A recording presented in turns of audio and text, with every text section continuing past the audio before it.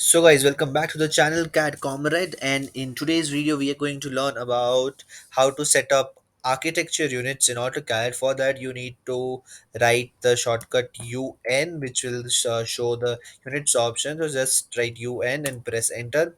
Then this dialog box will pop up in your screen, which will be of the default settings of AutoCAD. If you want to change the default settings as in to the roots only, so for that I have made a different video, so go check it out. For this you need to first select architecture option right over here, and then precision you have to select is 00, and units will be inches. If you are working in feet and inches, so the file has to be in inches only, because even if you select feet, the values will be in inches only, because you have set the precision to be feet to inches. So I'll better say that you just keep the file to inches.